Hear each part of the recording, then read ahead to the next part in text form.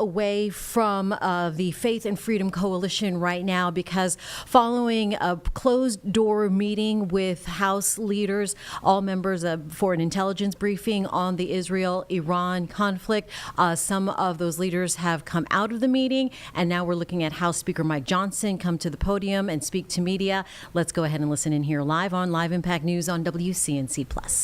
By the briefing that we just got here and the reaction by all of our colleagues. It was bipartisan. There were Republicans and Democrats there. There was a couple of moments of rousing applause and support for our outstanding, extraordinary military servicemen and women.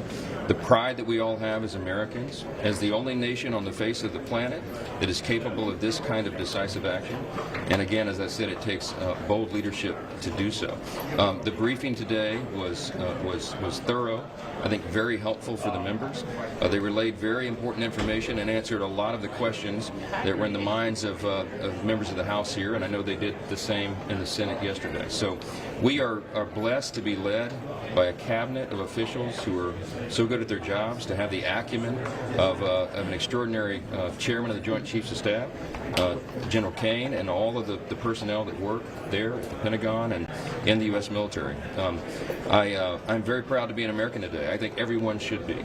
And what I will say next and what we expect, and one of the things that was discussed this morning, is that we now need Iran to engage with us in direct, good faith talks, negotiations, not through third parties, not through other countries. They need to sit down at the table with us and ensure that this peace is truly lasting. We're on the verge of a real peace in the Middle East for the first time in a long time. And that's because of the decisive leadership of the United States. Everyone around the world understands that. The President got a fantastic reception, as you know, at the NATO meeting, at the summit. And it is so encouraging to us that for the first time now, the other countries, NATO partners, are agreeing to commit 5% of their GDP to the fund to defend the peace around the world. The American people, American taxpayers, cannot be leaned upon to carry everyone else any longer. We have to have and pursue an America First policy, and that means what is in America's interest. Of course, what has been done here was not just in America's interest, but in the interest of all peace-loving and people and free people around the world. So I have a couple of my great colleagues, our Majority Leader Steve Scalise here, and Brian Mast, who is the chair of one of our most important committees, our Foreign Affairs Committee.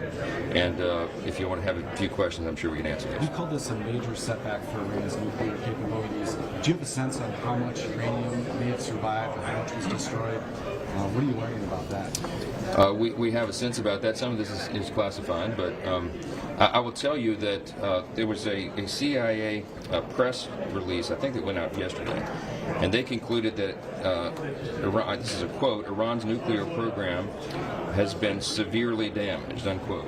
I'll put that in layman's terms. I would say it's a substantial setback, and that was a first-hand, authoritative, and reliable account.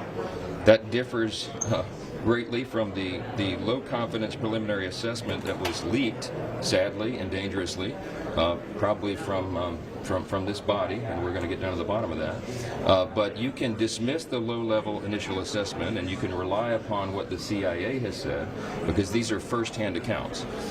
It is clear, everyone can see by the videos, that these massive ordnance penetrating bombs did the job. And I think their key facilities have been disabled, and I think Iran is now a long time away from doing what they might have done before this very successful operation. Do you allow the potential for any restrikes?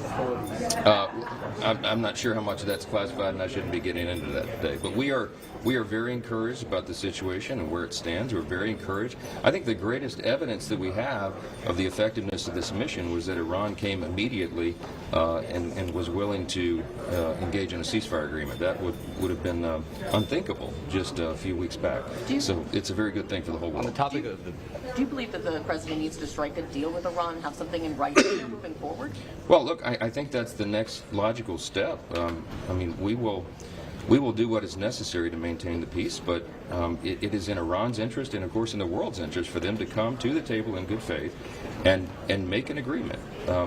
that would be good for the entire region. We have peace in the Middle East, and that is a big step towards peace around the globe. On the big beautiful bill, has the Senate, have you talked to the Senate yet on when they will hold their vote and when the House will get a chance? I was in the Oval Office with Leader Thune as recently as early evening yesterday with the President. We had a long discussion about this and where the bill stands in its status, and we are very, very close. And Leader Thune has confidence that they could get the job done by this weekend, and we certainly are hopeful for that. We would still like to meet that July 4th self-imposed deadline, and the President likes that idea. I certainly like that idea, and so does Leader Thune. So we're in a wait-and-see posture in the House right here, and we'll see what happens. So we're ready to act. Comfortable with the Islamic